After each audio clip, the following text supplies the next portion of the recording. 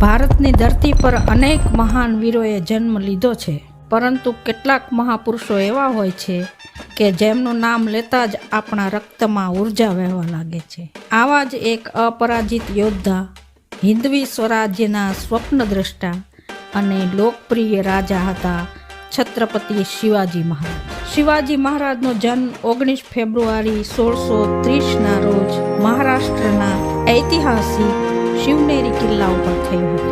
તેમના માતા જીજાબાઈ હતા અને પિતા શાહજી મહારાજ હતા.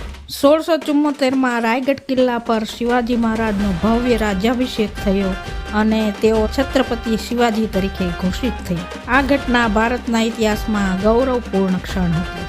સ્વાભિમાન, હિંમત, ધર્મરક્ષા, પ્રજાપ્રેમ, દ્રઢ નિશ્ચય. આજે પણ યુવાનો માટે તેઓ જીવંત પ્રેરણારૂપ છે. શિવાજી મહારાજ માત્ર એક રાજા ન હતા, તેઓ એક વિચારધારા હતા.